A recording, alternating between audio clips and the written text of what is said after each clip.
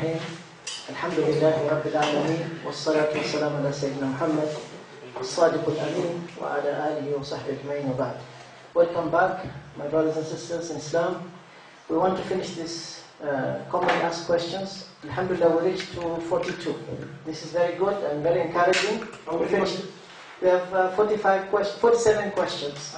So we're almost done, but I know some brothers have some questions, sisters have questions, so we don't want to take more than extra hour. Just maximum maybe 30-40 minutes we'll finish inshallah. Just be patient. Let's finish what's in the syllabus, then we can handle other questions. Question number 43. I hope the sisters are with us. Are the sisters there now? Yes, Shaykh, we are here. Okay, very good. Question number 4. Why is Jesus mentioned more often in the Quran than the Prophet Muhammad sallallahu alaihi wasallam? Sometimes they read that Jesus mentioned 25 times and Muhammad is mentioned 5 times in the Quran. So they say this means Jesus is more important than Muhammad. This is what their logic is. How do we answer them if they tell you like that? How would you tell them what is the significance of this? Most of the dialogue in the Quran is to the Prophet Muhammad. Okay. So, there is no need to... I think most of the verses in the Quran are dedicated to the Prophet Muhammad, like Ya Ayyuha Rasulu, Inna Anzalnaka. Okay, it's not always mentioned by name. So Yes. the rest like Qul, Ya Ayyuha Nabi, Ya Ayyuha Rasul. Okay, good. So you can say the Prophet ﷺ was only mentioned by name 5 times. But in many cases it is referred to as the messenger, as the warner, as the giver of glad tidings, al-Bashir, al-Nadir, al-Nabi, or Qul. Just Qul. Say, speak, tell them. So these are also referring to the Prophet ﷺ. So you cannot say really it's only 5 times. It's more than 5. But by name, yes, by name only 5 times. But why Jesus is mentioned many times in the Quran? What is the reason? Yes, Hisham. There is a problem in belief in Jesus. Yeah. Okay. So God wanted to give the correct emphasize on the correct. Ahsant. That's what the brother said is correct. There is no problem with Muhammad sallallahu alaihi wasallam. Ahsant. The answer is just like you said, Brother Hisham. There's a lot of controversy about Jesus, peace be upon him, because some say he's God, some say Son of God. Right? Some say he is one of the 3, the Trinity. Was he God? Was he man? Was he fully man or fully God? Or both? There's a lot of controversy. Did he die on the cross or didn't die on the cross? Was he resurrected or not resurrected? Was he the legitimate son of Mary or illegitimate son of Mary? Allah wanted to clarify these things. That's why there's a lot of issues mentioned to clarify this to the Christians and the Jews. So there's a lot of dispute till today among the Christians about Jesus, his nature, his mission, what is his position with God. So Allah clarified this in the Quran. That's why he's mentioned more often by name than Prophet ﷺ. Okay? So is it just the fact that somebody is mentioned by name many times makes him more important or greater in the sight of Allah? No. Can you give an example? Fir'aun. Fir'aun, okay. What other persons mentioned? Satan. Satan is mentioned more than Mary in the Quran. Does it make Satan better than Mary? Of course not. See, it's not how many times your name is mentioned, it's what is said about you. This is what counts. So you can tell them, if you're talking about numbers of times, Satan is mentioned more than Mary. Would you say that now Satan is better than Mary? Of course not. They'll say no. So it's not the number of times your name is mentioned which counts, it's what is said about you. That's what really matters. Okay? Could Yes. we say Yeah. by another way? Yeah. For who said that it's written, the Quran is written by Muhammad. So it was, if it is what was written by Muhammad, Muhammad will promote himself. So he put his name many times than the other prophets. Excellent. Our brother has contributed also, Sufyan, that it's also another way to prove that the Quran was not written by Muhammad sallallahu alaihi wasallam. Because if I write something, I'll put my name many times. Yeah, exactly. It will be mostly about me. Why should I mention other prophets more than myself? So it shows that it's not the author of the Quran. This is another argument to prove that the Quran is not from Muhammad, it's from Allah subhanahu wa ta'ala. So you can use that as an argument to prove that it shows that Muhammad is not the author of the Quran. Any other points you want to add or say? Yes, Muhammad. Okay, this made me remember, in our country, Yes. one day, one of our preachers. Can you give the, because the problem is that the sisters cannot hear. Yeah, give the mic. But keep it brief, please. Time is short, yeah. Okay, what I was saying is that this made me, remember in our country, one day we had a competition like this. That's between Christians and Muslims. Debate. Yeah, debate, yeah. And it came to a point that the pastor asked, our sheikh, our preacher, the Muslim, that, okay, where is Prophet, Jesus? Do you people believe in Jesus? Say yes. Okay, has he died or no? Probably the sheikh answered, he is not dead. And where is he? He said, Allah raised him up. Yeah. And he said, are you sure? The sheikh said, yes. He said, okay, where is Prophet Muhammad sallallahu alaihi wasallam? He said, he's dead. And where is he now? He said, he's been buried. And he said, okay, yeah, the question is that the one who is being raised up and the one who is, buried and who is better than the other. So the sheikh, alhamdulillah, he said, I'll answer you. But before I'll answer you, I'll also like to ask you a question. Yeah. He said, okay, my question is that, where does your father sleep? He said, on the bed. On the bed. And he said, okay, where does bed? Bed. Bed. Fly. The bed. Yeah. Where does? Yeah. He said, where does he sleep? He said, on the tree. Yeah. So is the bed better than your father?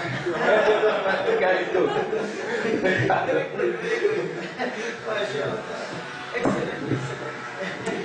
That was very good. I like that. MashaAllah. Good answer. Good answer. Very good. That was a good sheikh. Very smart sheikh. MashaAllah.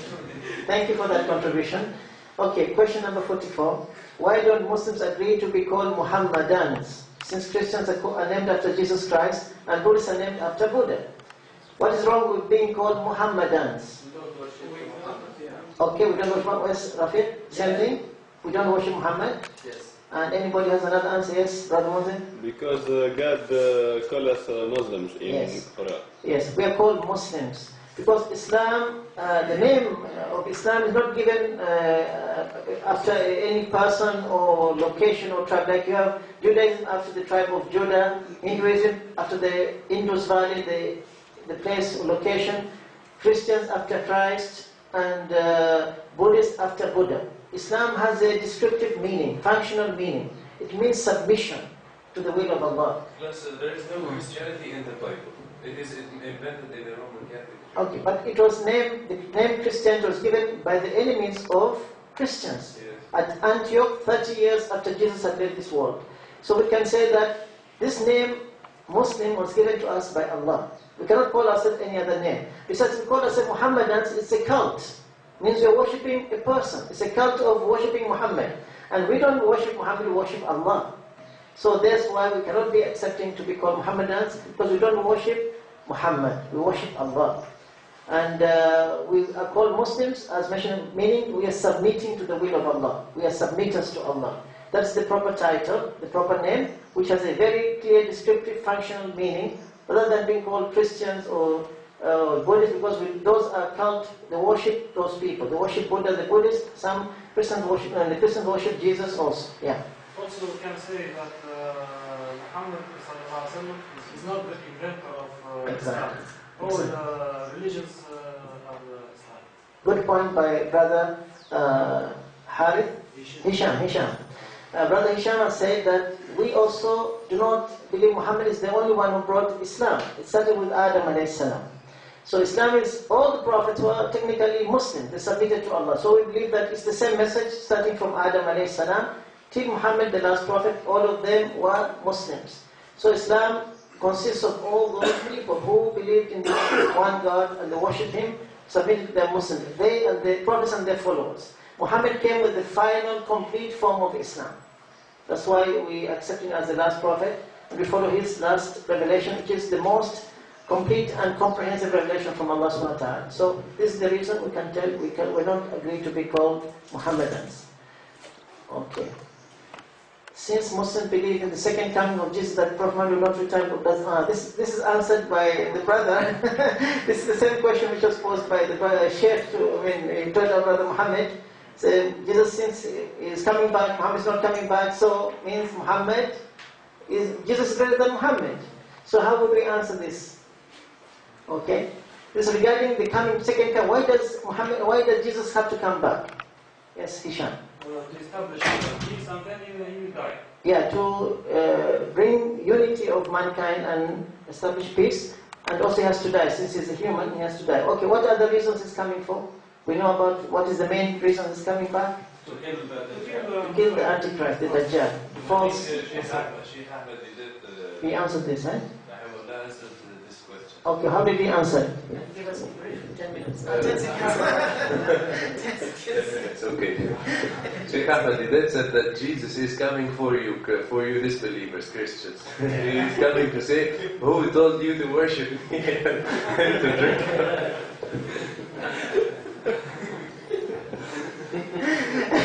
MashaAllah, Allah yarhamu. That is very nice. It's unique style, MashaAllah. Okay, so this is clear, we can explain that he's going to come, and when he comes he will teach the same things what the Prophet ﷺ used to teach. He will teach Islam, he will tell the Christians, clarify these things to them, and there will be unity there will be no divisions anymore. We'll all be united under his leadership. He will rule the world for 40 years or 40 days or whatever, 40 years, marry, have kids, will kill the swine and destroy the cross and all these things. So this is what we know from the Prophet ﷺ.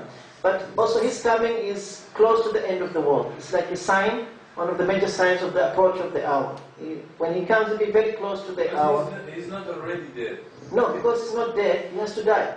Kullu nafsin dha'iqatul maut. Allah has declared death, and so since he's alive, he has to come down and die also. He has to fill his term and die as everyone who is created, who is alive, human has to die. Yes. 46, we're almost finishing. Since most prophets in the past were from the branch of Isaac and Jacob, or Israelites, is it reasonable to assume that God will suddenly choose a prophet from the Ishmaelites, that is Muhammad? This is another common question that people ask. How come he's a prophet when he's not from the Israelite branch? It's in the Old Testament, it says from your brothers. That is a good point. Your cousins. But they may not accept the Old Testament. They may say, no, we don't believe in the Old Testament. They have to quote from the New Testament. I'll send you another comforter. This is the Holy Ghost. So this may not work. Yeah, but you have to use logic now. If you use just logic, how can you prove that prophets not only came from one branch? What other prophets came from other than the Israelites? No. Many. Noah, Abraham. All the other prophets came before. These people are not from the Israelite branch. Israel was from Ishaq or Yaqub. But before that, many prophets came, they're not Israelites. So in the end, who decides who is the prophet?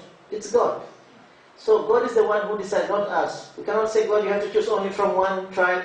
We cannot put a condition on Allah subhanahu wa ta'ala. Allah is free to choose whom He wants. So Allah subhanahu wa ta'ala, He chose Muhammad, and He knows who best deserves to be chosen as His messenger. Besides, we know that there is a proof about His prophet in the Old Testament, the New Testament, in the Quran. So we can say that it is normal. It's not something strange, because many prophets came before who were not from the Israelite branch. So what is strange with Muhammad not being from the Israel but from the Ishmaelite branch? Okay? So this is the way to answer them. And, not yet, we didn't finish. Some brothers have questions, maybe sisters, if you have any questions, we can address them. Let me give some chance to the brothers, they will not come to you, the sisters. If you have any other questions besides these ones. Yes, Brother Rafiq, what questions you had? It's about 3 questions. Okay, 3 questions, one at a time. The first one. Yeah, the first one is the difference between the unity that Christians talk about and the oneness of God. Unity and oneness. Unity and oneness? Oneness, yeah. You mean the Trinity? About the Trinity? No. There's difference between unity and oneness. The unity of God and the oneness of God. They speak, 1 + 1 + 1 is 1. So it's unity. And oneness, we Muslim, we talk about oneness. Yes. Okay. See, we believe in pure monotheism, which is that we mean one God, one God. God has no partners, no equals, no rivals, no peers, no associates. He has no parents, no children, is one. And that's the uniqueness of the Tawheed, is the oneness of Allah subhanahu wa ta'ala. This is what we mean by oneness, the pure concept of oneness or monotheism. The Christians have polluted this oneness. They made God as three in one. There is God the Father, is separate from God the Son, separate from God the Holy Spirit. So you have three separate individuals, three separate entities who are all gods, but all together they form one God. So when you ask us, it's like a triangle. You have three sides to the triangle. Okay, if you take one side out, is it still a triangle? If you remove one side, it's no longer a triangle. So it's not possible because they have to be together. But the problem is that they're not always together. Jesus, we saw he was on earth, the Holy Spirit was in the middle, and the Father was in heaven. They're not together. They cannot be God. So we have this example. So you can tell them all the examples they give is not applicable because the concept of Trinity has no basis in the Bible, nor in the teaching of all the prophets before Jesus. Even Jesus himself did not talk about Trinity. This is a later addition which was invented in the Council of Nicaea in 325 AD, which we talked about. It was a historical thing, and initially the roots of this came from Paul. Paul started this issue of divinity of Jesus, he studied this philosophy from the Greek and pagan faiths. So he borrowed many ideas from them. But it was confirmed as official church doctrine in this council 325 years after Jesus had left this earth. So Jesus is not the author of this concept. He was not in that meeting. He didn't sign this document. The Nicene Creed was not signed by Jesus or any of his apostles. It was by those people who attended, the bishops. 2/3 refused, but 1/3 approved. Okay? Yeah. Maybe unity, because some people explain it by modes. But unity is many parts and unified. Yeah, but these parts cannot function independently. So if you say, okay, God is like a triangle, there are three parts that make God. But if you take one part out, when Jesus was not there, okay, when he was on earth, what happened to the rest? Is it still a triangle? Of course not. It's gone. There's a problem. When Jesus was in the womb of Mary, what happened to the Godhead? When Jesus was dead, when he was killed on the cross, according to that, what happened to the God? 2/3 is functioning, 1/3 is dead. So it's not really the right concept. So all this example they give is not true. It does not make sense. Sometimes it's like water, which turns to vapor, then becomes ice. Three states of the same thing. Yeah, but to change water to vapor, you have to heat it. And to make water vapor, you have to cool it down. Means that God can be influenced. He can be affected from outside forces. God says in the Bible, in the book of Malachi, he says, I, the Lord, I do not change. That is Malachi 3, chapter 3, verse 3. I, the Lord, do not change. He doesn't change. God does not change his state. It's the same throughout. So they cannot say it's like it's water and ice, or it's like an egg. You know, egg has the yolk and the white and the shell. Okay, if I remove one part of it, it's still an egg? It's not an egg. So it's not like that. It's totally wrong examples. So if Jesus is God, you can tell them, he should have fully godly powers. We accept that. If Jesus was God, he should say, I'm God, I'm powerful. We know God is powerful. Why did he say, I can of my own self do nothing? Gospel of John chapter 5 verse 30. He said, all power is given unto me. Okay? I with the Spirit of the Father is greater than I. So all the examples show, when he was on the cross, he cried, Eloi, Eloi, lima sabachthani, oh my God, why have you forsaken me? If this is a God crying for help, does God cry for help? Does God pray? Jesus prayed in the Garden of Gethsemane. He worshipped, he fell on his face. So all the examples we have given shows that Jesus is not God. He's human, fully human. But unfortunately, the Christian says he's fully God and fully man. He has dual nature. How can you be fully God and fully man at the same time? The problem is that the attributes of God are separate from the attributes of a human being. You can say, okay, you ask the Christian, can you become God? Of course not. Why? You can ask why? I'm a human being. I think that every Christian has the Holy Spirit. See, they have confused themselves. Okay? They don't even know how to explain the Trinity. It's not possible to explain it logically, impossible. You ask any priest, they say it's a mystery. You have to take it on faith. That's it what they tell you. I've asked so many priests, can you explain to me the concept of the Trinity? How can I have three separate people, they make one God? They say, I cannot explain. It's just a mystery and you have to believe it on faith. That's all. That's what they tell you. They cannot explain it even themselves. Even Bishop Athanasius, who was the one who invented this concept, officially who wrote this creed, he says, the more I think about it, the more I get confused. He said himself, I cannot make sense out of it. But he said this is the only way to satisfy, and he wants to satisfy the emperor, who has three gods, at the same time satisfy the Christian people believe in one God. So he wants to put three in one. So we say, okay, you have three gods, but they make one God. So the Christians are happy and the Romans are happy. It's like a cocktail, yeah. No problem. We will have, something compromised. But we know that in Islam this is not acceptable. You cannot have Trinity. There's no Trinity in Islam. So Islam is the pure concept of oneness of God. That's what you have to explain to them. Yeah. Welcome, salam, sister. I have a question, Sheikh. Tafadhali. I know a French guy who is a non-Muslim. So he knows about all the misconceptions of Islam. Okay. He read the Quran twice, and he really knows better than me about Islam. But he doesn't want to convert to Islam. Did you ask him why? He doesn't want. So my question is, do we continue to approach him, or No. do we stop? No, don't.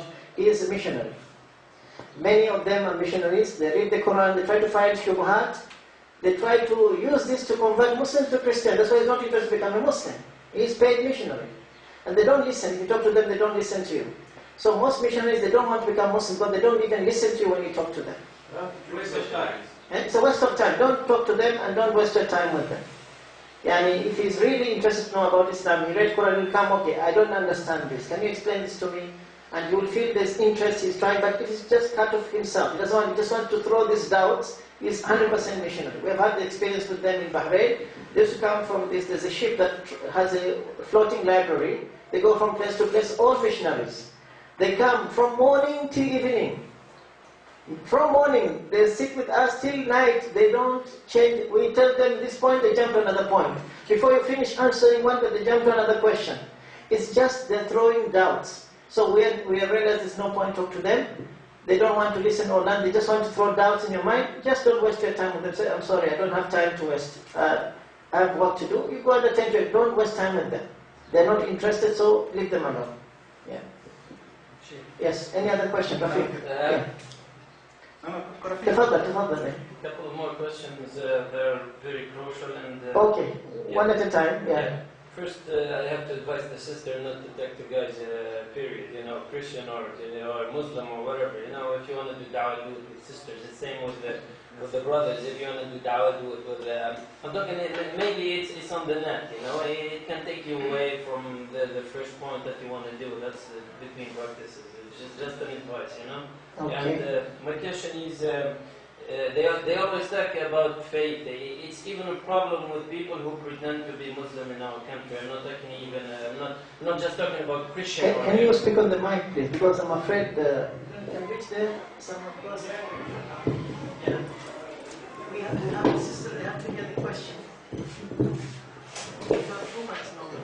Okay, the question is a problem even with people who pretend to be Muslim. We talk usually about faith, about destiny and qadar, and they said if everything is preordained and everything is decided, where is the free will? Where is the human free will? If everything is decided, how can later on I'm going to be judged for something and go to hell for that or to heaven for that? Yeah, qadar and destiny, and if you want, I can go the second question, or you want to ask? What is the second question? Okay, and the second question is when we talk about secular and religious state, they would go about pledging allegiance to a flag in a secular state.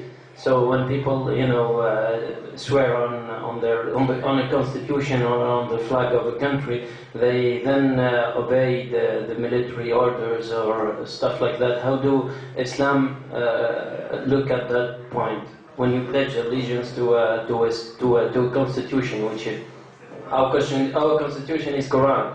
So they tend to say on a secular state, we can do politics on the side, and then on Fridays or Sundays we can do religion on the other side. Advice for the sister. Okay. The advice for the sisters and the brothers. I mean, if you want to do da'wah, do it with your gender. Sisters do it with sisters, and brothers do it with brothers, and maybe on the net or on the university. Because most of the time, by experience, we hear a lot of experience, you tend to do right things, but you find yourself carried away on the net into a relationship or something like that, and that's where the devil is waiting for you. Thanks.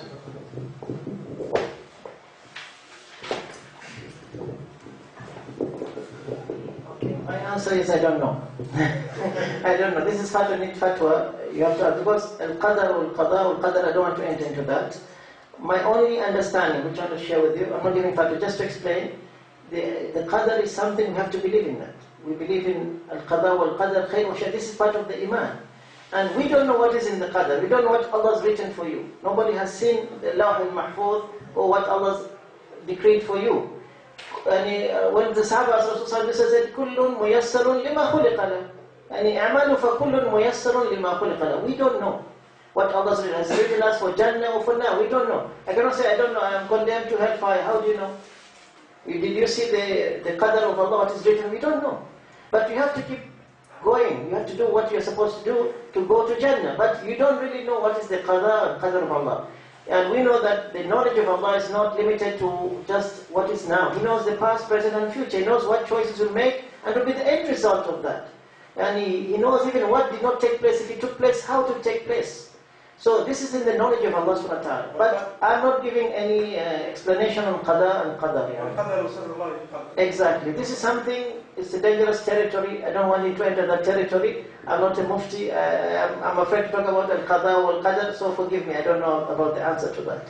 About the second one, what was this? About this? This is also, I'm not going to talk about it. I know our loyalty is first to Allah and His Messenger and to His religion and Quran, but in terms of this judge or not, I don't know. Honestly, I don't know. You have to ask the mufti for this, or a scholar about these things. I cannot give any fatwa on this.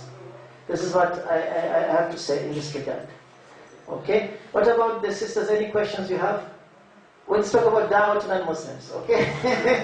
Don't take me out of this area. This is my field. I don't know these other things. So please stick to the da'wah to the non-Muslims. Yeah. Can you say that Protestants are better than Catholics? In some respects, yes. Because they're closer to the Muslims, because they've got rid of those things which are bad, like some of the things which like Pope and all, worshipping. They're coming closer to Islam in many respects. But Protestants are not close to the Judaism? No, they're not close to Judaism. See, Judaism is similar to Christian in many respects. They have the Ten Commandments which is shared by both, and they believe in Moses. The Jews, the problem is they stopped with Moses. They don't accept Jesus as a prophet and Muhammad as a prophet. If they accepted Jesus as a prophet and Muhammad as a prophet, their faith will be complete. But they do believe in all the prophets who came before Moses. But they do not accept Jesus nor Muhammad. This is their problem. So they have a lot of things in common with the Muslims and with the Christians. But they don't have tathrif. They have only one prophet they consider him to be son of God. That's Uzair. They have, some of them, not all of them, have committed this shirk. They say Uzair ibn Allah. But Protestants, Yeah. are there two sects? No, Protestant, no, there are many sects, Protestants, hundreds of sects. We have so many, Pentecostals, Baptists, born-again Christians, Mormons, so many. But in the United States, the Protestants think... The majority. Yeah. The majority are Protestants, but we have Catholics also, but not the majority. Yeah. But in their missions and in their ceremony, Yeah. they bring Jews, yeah. Jews, yeah. They're more open, yeah. They accept other people they accept other religions to come and participate and have trialogues and dialogues. They're very open-minded in that respect, yes. I've attended many dialogues and trialogues with Jews and Christians and Muslims. We are together. We discuss about any issue like Abraham, what is the common things we share about Abraham, any issue that is concerned, they can discuss. But Protestants have found to be more humble and more approachable than the Catholics. They tend to be more sincere and more down to earth. They're not proud. Very, very practical people and very humble. I was invited to a Protestant church to talk about Jesus. And I spoke in their church about the real position of Jesus in Islam, and they condemned the fact that he's God or Son of God and explained what is the Islam, and they did not say anything to me. Even the priest was trying to stop me, the priest said, let him speak. We want to hear what he has to say. They believe in Trinity or? No, they believe in Trinity. Okay. But I told them about Jesus in Islam, exactly like we believe, and subhanAllah, they listen. Of course, the priest was not happy. I could see his face was... but the people were very happy. They thanked me. Thank you very much. We appreciate and come again. But I didn't get another invitation. But I don't mind. The message was delivered, alhamdulillah. Do you have any clue about the growing beards in other religions like Christianity or Judaism? Well, I know many Christians keep beards and Jews keep beards. But I don't know if it is... Catholic and Orthodox grow beards. Yeah, many religions they keep. But I don't know what's the proof for that in their books. I've not come across any requirement in the book that they should keep a beard. But I've seen many Christian priests and their leaders keeping beards. Even Jewish people, they keep beards. Yes. Maybe it's in their books, but I don't know what is the real quotation or the real evidence for that. I have not found it till now. Yes. Are we going to see Catholic and Protestant differences from where? If you want, you see, I have prepared something for you. It's in your notes. It's called the Christian Denominations. Different history of all the Christian groups. It's a bit long, and it will take maybe 3-4 days to explain that. But if you want, I can summarize tomorrow some of the major groups, like Catholic, Protestant, and the Orthodox, and some of this born again and the Jehovah's Witness, Mormons, Latter-day Saints, to this most active group, so you can know who are these people. Just briefly, I can talk about them tomorrow, inshallah, to summarize about it, inshallah. We need to go, so last question before we talk about the test, yeah. We usually hear the command of that Islam does not respect human rights, and you guys got hands and practice hudud and kill women throwing stone at them. What can you say? What can you answer about it? Okay, about the hudud, you can tell this is not the complete Sharia. Well, the thing Sharia is only laws. This is only a small percentage of the whole Islamic Sharia. So Sharia is it covers everything. But this part of the Sharia is a small portion of the Sharia. But you can tell them, this is not something only in Islam. Jesus, peace be upon him, said, you've heard, it was said of the old, do not commit adultery. But I tell you, if a man looks at a woman with the lust, he has committed adultery with her in his heart. So he said, if your right eye causes you to sin, pluck it out and cast it away from you. Because it's more profitable that while you lose one member of your body, it perishes, than to have all your body cast into the hell. And if your right hand causes you to sin, cut it off and cast it away from you. So it's more profitable that you lose one member of your body or it perishes, than all your body be cast in the hellfire. So Jesus himself said this, you cut off your hand, it makes you sin. And take out your eye and throw it away from you. Because better that you go to Jannah with one eye or with one hand than have all your body thrown in the hellfire. So this is their own prophet telling them this. And Jews have the same thing, an eye for an eye, an ear for an ear, and this is the same, an nafs bil nafs, wal-ayn bil-ayn, wal-anf bil-anf, wal-udhn bil-udhn, wal-juruh qisas, the same requirements they have. The Torah is the same. So you can tell them, we are following God's law, which is in the Torah, in the Old Testament, and in the New Testament, which is as per Jesus is said. So what's the problem, So and you have to tell them that these rules are not applied just like that. There are certain conditions. For instance, for zina, you have to have 4 witnesses observing this at the same time, which is almost impossible. Most people don't do this thing in the open, At the same time, most of the cases which have been applied, it's only by themselves confessing. They want to purify themselves, but nobody actually found somebody doing something, went and told the police or reported it. They themselves, they confess out of their own desire to be purified. So even cutting the hands of the thief, it depends on the situation. One time Sayyidina Umar bin Khattab, there was hunger or famine in Medina, he removed this law. He temporarily did not apply because people were hungry. So people used to steal for food, he did not cut off their hands. But when everybody is well off, there is food, there is no need to steal. Then if you steal, then that time your hand should be cut off. Because you should not be stealing, you have enough to support yourself and your family. So this is the way. Sharia is very, very merciful actually. It protects yourself, but at the same time, it looks at the condition of that person. So it's not just you always cut anybody's hand or you apply, there's certain conditions. If there's any shubha, it will be not applied. Any small slight doubt will not apply the law. So this is the way we can explain to them, inshallah. Right. Now we'll talk about tomorrow's, inshallah, we have an exam. Now I'll give you a choice. Do you want me to choose the questions or you choose the questions for yourself?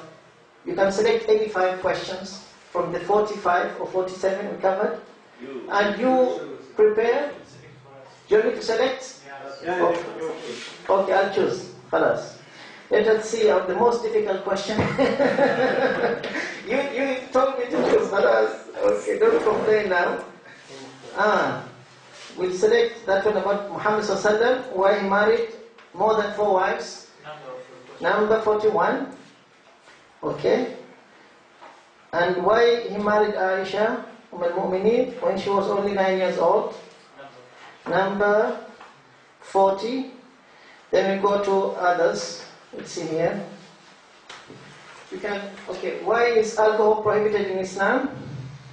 Number 6. And why do women cover their bodies and when they wear hijab? Number 3. How many questions now we have? 4? 1 more. Let's see. Something. Number 2? No, that's the same about women. What's that? It's number 2. Number terrorism. Where is the first one for terrorism? Number 2, yeah, jihad. You can either 1 or 2. Which is better you want? 2. Okay, question number 2. Why do Muslims wage holy war against non-Muslims? Number 2. Yeah, number 2. So number 2 and number 3. 41. Exactly. He's about slavery. Slavery? We don't have slavery now. It's not relevant. Okay, about slavery, you can tell them Islam did not start slavery. It was already there in the society. When Islam came, slavery was already prevalent in Arabia and other societies because they had prisoners of war and they would use them as slaves. There was no prisoners or something like that. So Islam came to solve this problem, offer the solution.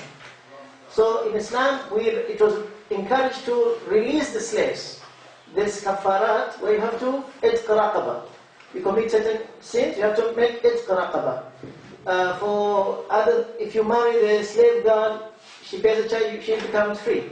So many rules are to encourage us to free the slaves. So Islam came with a solution to the problem because it was already existing, and it told us that the slave can buy his freedom. He can make a deal with his master and free himself and pay back some money to the master in return. So many rules which help the slaves to get their freedom. So we say Islam did not start the problem, it offered a solution to the problem, basically, yeah. And if they say why it didn't find a solution immediately for slavery? Because the society, there's so many wars going on, you had so many people captives. Now what to do with the captives? They didn't have a jail to keep everybody in the jail and feed them, so they used to take them and let them work for them, and they would feed them and clothe them. Besides, the slaves in Islam were treated like members of the family. They were given, the Prophet said, if you have a slave, feed them what you feed yourself. Clothe them what you clothe yourselves. So they were supposed to look after them like they look after themselves. So they were treated very nicely and very kind. Zayd bin Haritha was actually given to Rasulullah as a slave, as a servant, by Khadija. So, because of the way the Prophet treated Zayd, he refused to go back to his family. His father came with his uncle to release him, to pay the ransom to the Prophet. So Rasulullah said, you ask Zayd, I don't want anything, ask Zayd. If he wants to choose, if he wants to go with you, he can go. You don't have to pay anything. And if you want to stay with me, he stays with me. See how much better can you be? He said, you let him choose himself. He said, no, I want to be with Muhammad. I don't want to go anywhere. As a slave. His father said, you choose slavery. And you give freedom, said, yes, I'm happy with him. I have never seen somebody like him. See, the way the Prophet treated Zayd, he loved him so much that he didn't want to go back to his father and even though he was going to remain slave of his life. Rasulullah, of course, released him, gave him his freedom. But see how he loved the Prophet, the way he treated him. So it's not a problem if they were well treated, but the problem it was that time there were many battles, many conflicts, and so many captives were taken. Now what to do with them? Either you kill them, or you take them as slaves and let them work, and you have to feed them and look after them. It was a solution. So Islam offered another way to get rid of slavery. So people who committed certain crimes, they have to pay kafara, they have to release slaves, they have to buy slaves and give them their freedom.